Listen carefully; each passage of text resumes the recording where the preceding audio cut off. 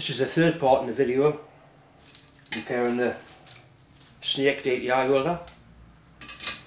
The part I'm going to make today is the handle. This handle fits through the base and it fits into the ferrule we made last time. It's on a camel and eccentric. When you turn it, it pulls down, it pulls on that wire which tightens up all the spacers against the steel balls and stops that from moving. The first thing I need to do, I'm going to do a rough sketch of this, just a drawing, with some important dimensions on so I can work straight off the board. I use a whiteboard, just a rough sketch with accurate dimensions on, so I've got something to go at. Start off by putting a centre line. Draw a centre line, and there's a top piece that the handle goes in. It's got a hole through there where your handle goes through. The size of that part isn't that critical. I'll make it the same as the original one. I'll get the height of it first. The height is 600 thousandths, so we're talking height there 600.6 of an inch. The diameter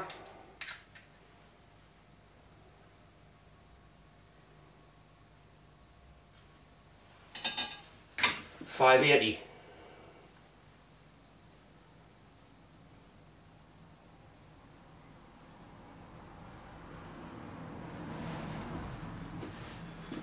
Then what happens, it comes down here, there's a boss on there, then we've got the eccentric bit which comes down like that, then we'll have a parallel piece at the bottom with a circular groove in it across there.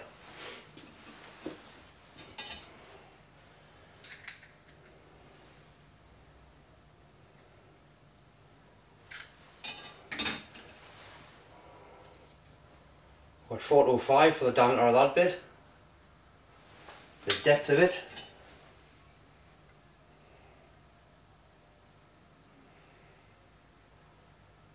$150.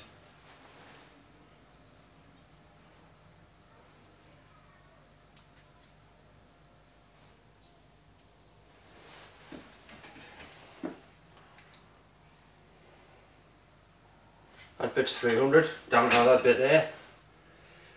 It fits it down like that. 300.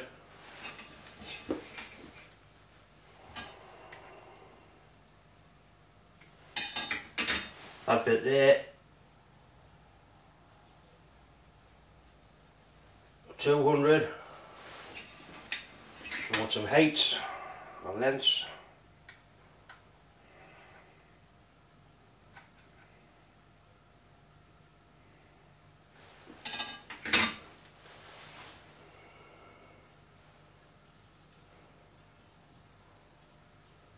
500, half an inch. I want the length of that bit there, there to there,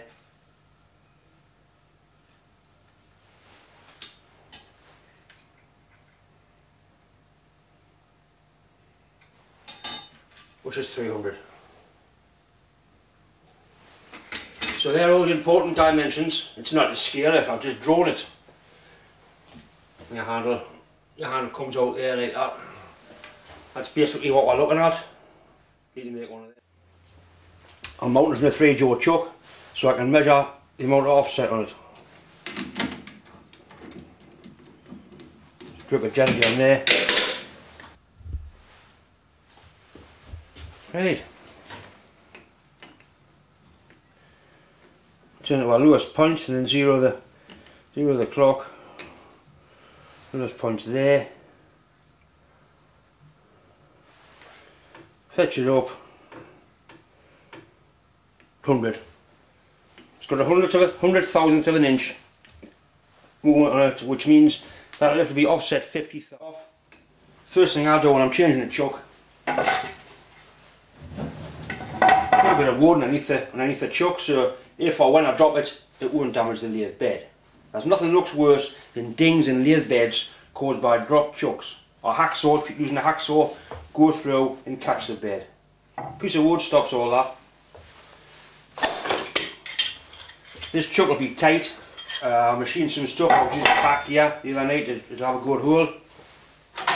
The safest way to get it off without damaging anything is to put a bit of hexi bar in it.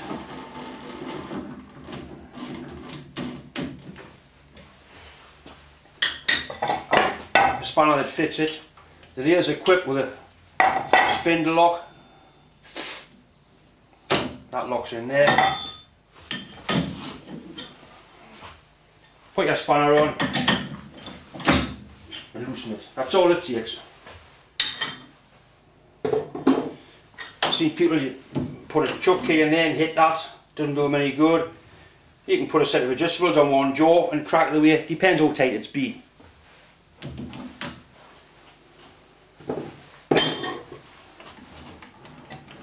Screw it off, roll it off. So you drop it like that, doesn't do any harm. If that's not there, without a doubt, it'll mark the bait.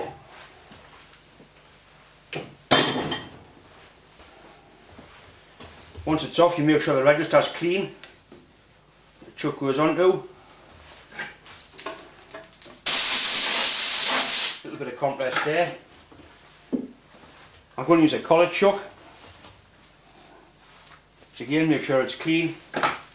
You've got compress there, blow it out.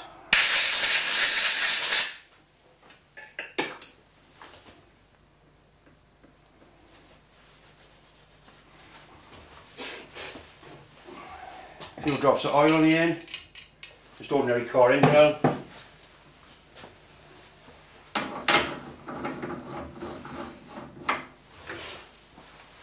When I made the chuck, I made the holes so the 3-jaw chuck key handle fitted into it. Just a nip, that's all it needs. You see, a machine in the chuck times itself on. I suppose it is possible if you run the nail backwards for the chuck to unscrew. Personally, I've never seen it happen. I've heard of it happen, but I've never seen it happening. Same again with your collet. Make sure it's clean. Heads are clean. Inside there's clean. Your collet itself will be clean. When you assemble them, that snaps into there. The bit of bar I'm going to use, I'm not quite sure what sort of bar it is, it's shiny and fairly tough.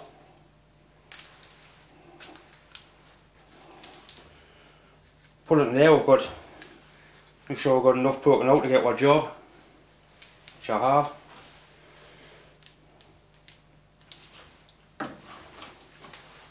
Once again, a little bit of oil on the threads on the collet, help it tighten on.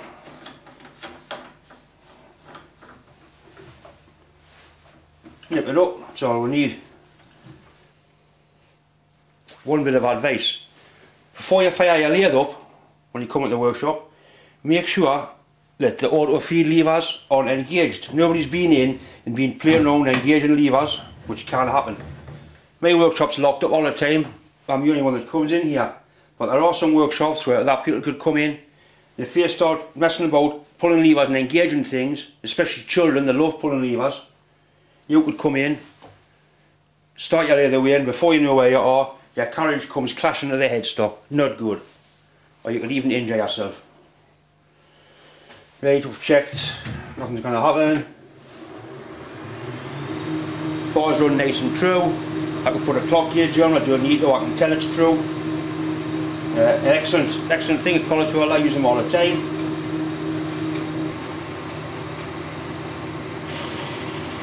Slot the carriage off. Light cut, couple of thou. Just to square the end up.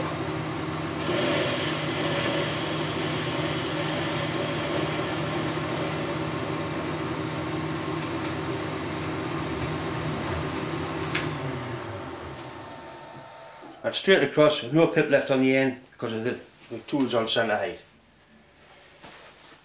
The diameter of the big bit of the piece is 580.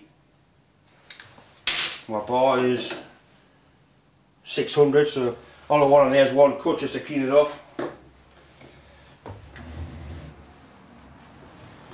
My next diameter down is actually 425. So I want that bar drilling down 425 for just under an inch. And put a power feed on it as well, that's what it's for. Once again, when you engage a power feed, try it away from the job. Make sure things are running the right way. It's not going to engage it up here somewhere and find that it's running too fast and it clashes into the headstock. Speed it up a bit.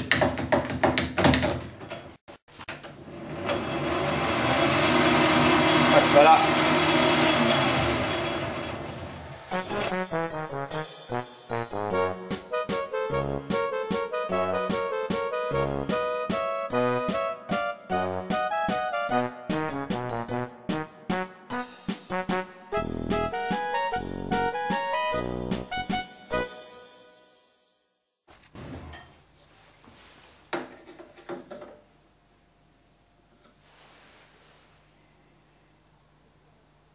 .440 for a very nice size. That's just to fit in that hole there.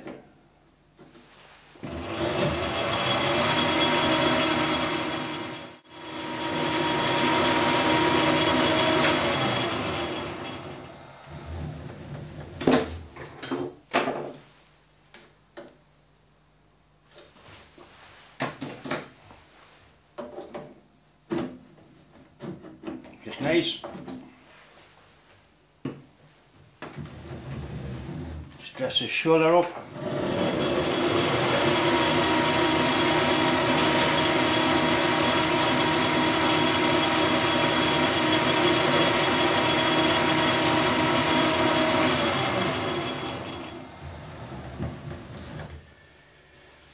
Right, now we need to offset it.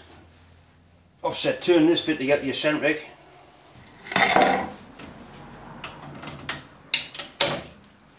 Take the chuck off, take the collar chuck off.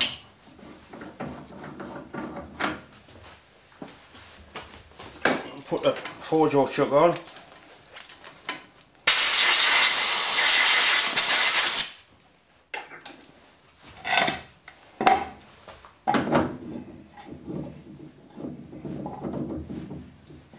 Roll it on nice and gently.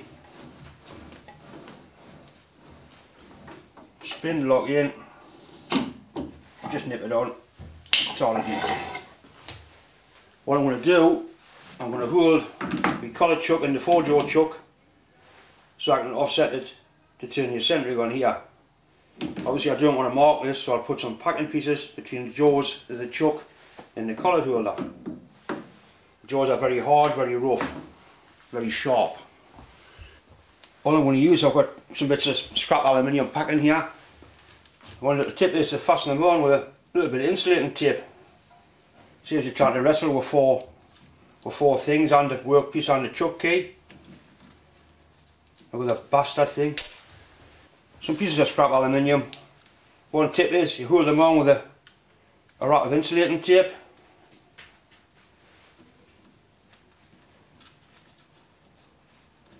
Just like that. It saves you trying to fight with 4 bits of aluminium, 2 chuck keys and a job. Right, we've got our 4 packing pieces taped on. You could use rubber bands. Nip them up. The chuck's got circles on. Use the circles to get it somewhere near lined up. Rough setting. That's somewhere near. What I'll do, I'll put a clock gauge on. We'll set it up so it's running dead true, then we'll offset it 50 thou. Right, we've got our collar chuck set up with our 4-jaw chuck nipped up. You can see the shaft's running out. We'll put a clock gauge on it.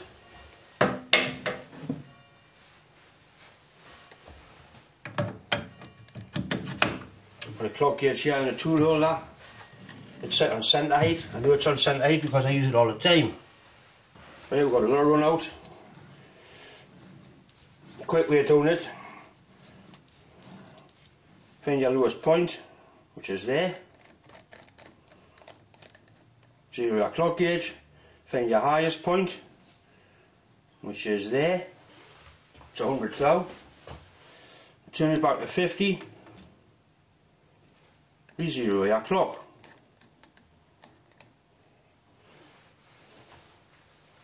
I've got two chuck keys, plastic, which makes it easier. Next thing you do, turn it round to the next jaw, which is that one, and adjust it back to 0. You always tighten. Loosen the back one off, tighten that one, back to 0, which is there. Fetch it round to the next one. Well, that's within 15 thou on one adjustment. Next one, tighten this to 0. It's within a couple of thou.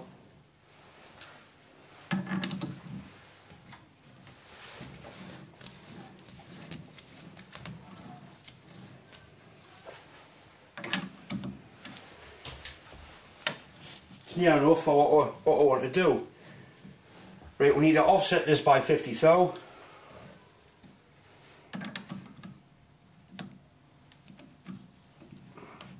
$40, 50 thou, 100 thou.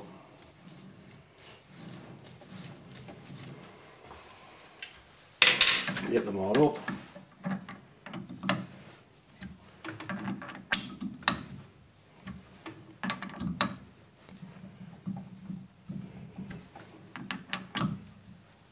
I have done another video called Forjo Fun, and all that is about is pure and simply setting up things in a Forjo chuck by using this method. It's not my idea. I saw somebody do it on the internet. I couldn't believe it the first time I saw it.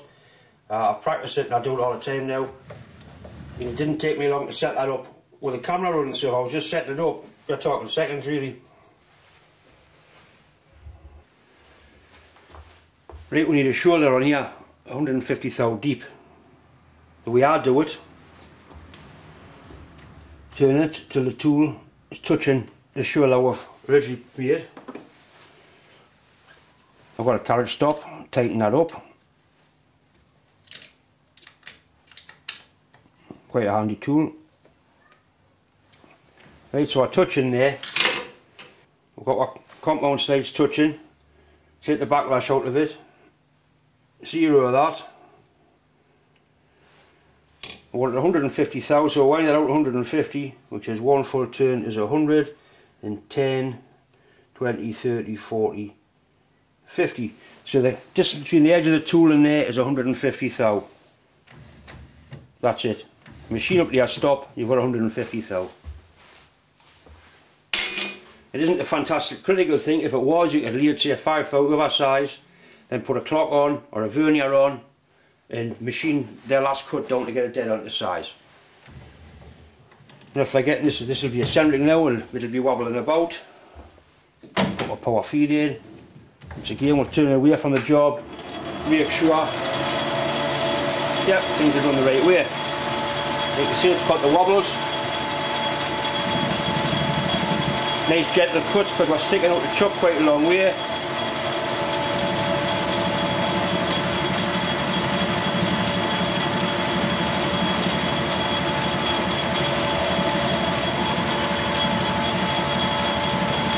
I'll do it by hand.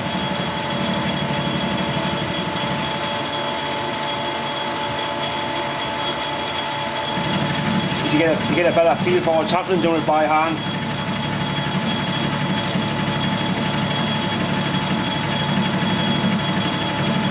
Quite a few different things are better done by hand actually.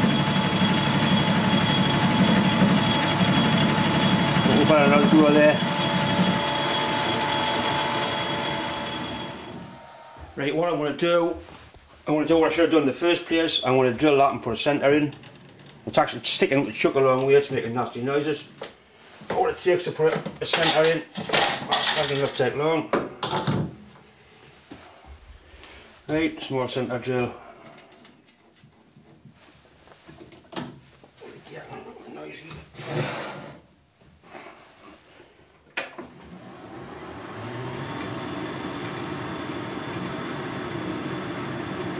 So obviously the centre's going to be off centre, if you know what I mean.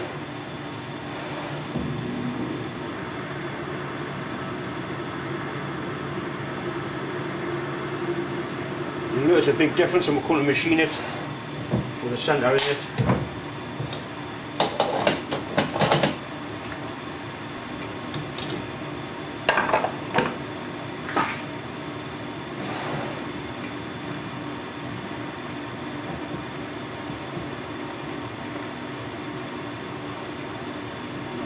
That's better.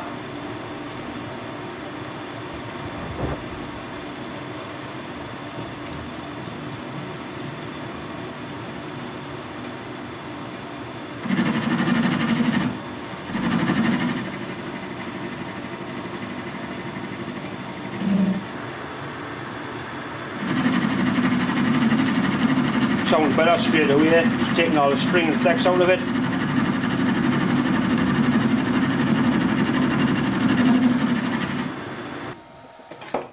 It needs to be 300. Still 350.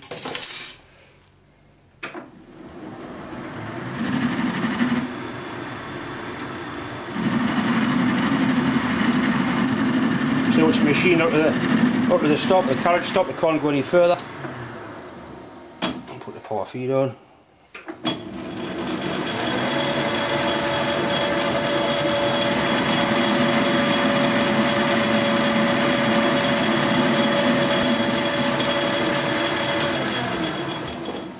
Measure.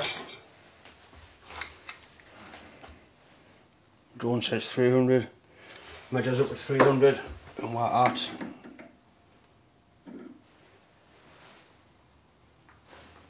340. Take your 10th hole cut. Should take it on to 320.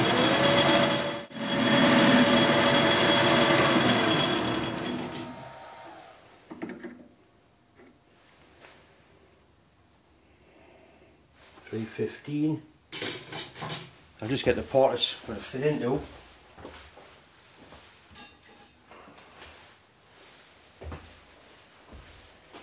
That's to fit into that hole there.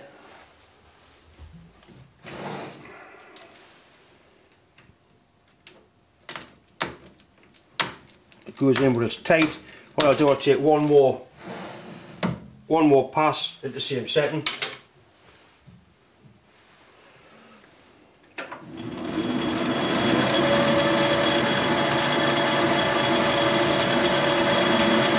Take any spring out of the job and get it down to a nice fit.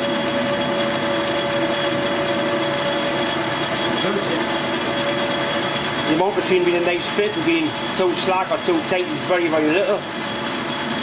But if I get, if you take 5 thou off, you're taking 5 thou off each side, which is 10.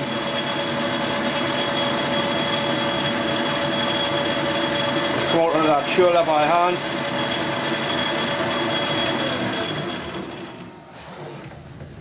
Try.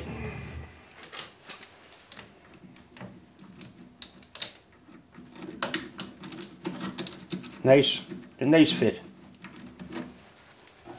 A bit of emery tape, a little short bit, you don't use a bit of foot long so it wraps round. There's no way that's going to wrap round there and pull my fingers in. Polish it like that.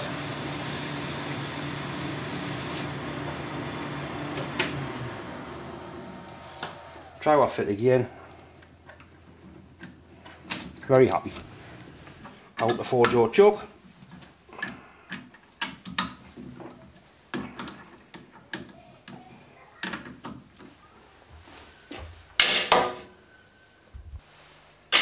Four-jaw chuck will not be that tight. We're doing no heavy machining, so in with a spindle lock. Set the adjustments on one jaw. Loosen it. If it was going to be really tight, I'd put a bit of square case steel in there, big spanner on and loosen it. Do and put a chuck key in there. Once again, bed protector.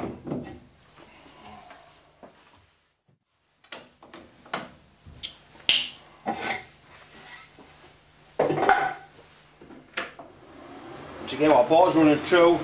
We've got our 100 thou or 50 thou aside. Now we need to machine this end round to the right size and the right distance. Now our part's just about done. What I'll do, I'll take this out of here, I'll put it away. One thing is it was expensive. The other thing is it's got a really sharp point on there that will cut your hand quite badly. You don't leave chucks in there with drills in, with milling cutters in. That's really sharp. Right, the distance, the length of that's going to be 500. So what we'll do, that's touching, lock the carriage off, back latch is taken up, with 0, 5 turns will give you 500, 1, 2, 3, 4, that's 500, that's your ½ inch, with a ruler on, 500. I've been meaning to make one of these with a vernier or an adjuster bolt in it.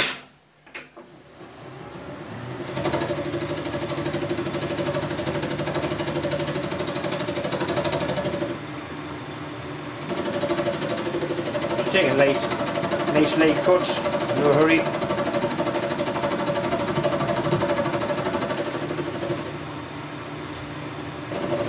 Nearly round.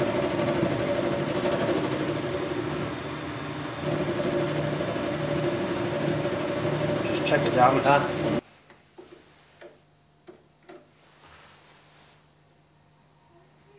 .240.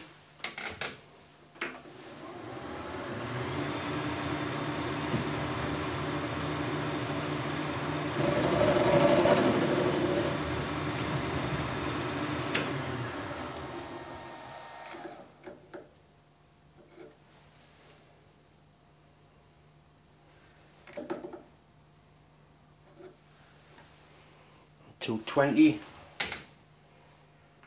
Take 10 thou and take it up to 200.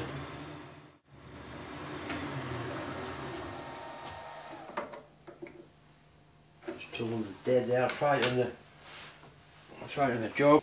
Right, all I want now is I'll take a little bit more of that, round the end off, and then put a little circular groove in.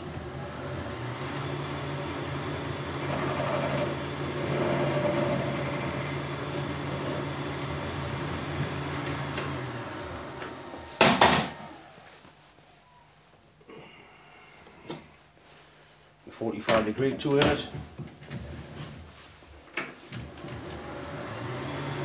And a chamfer on the end. Same with this end. Break the edges.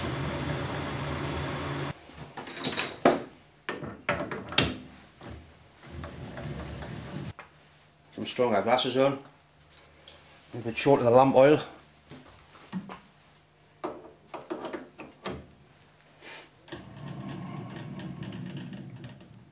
Nice. Gently put a little fine groove in there.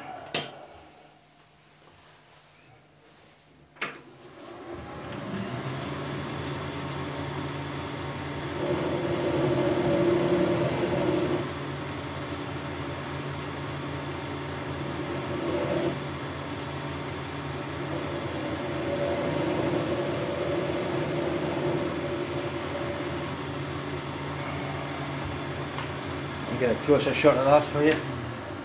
The shot there, you can see the fetcher tool in. Just a bit of high speed steel with a sharpened like a parting tool. Just enough to put a nice little groove in for a circlip. And I've set the cloth gauge back up on the part we've just made. I'm over offset at 50 thou, and that's given with 100 thou lift. 0 to 0, 100 thou.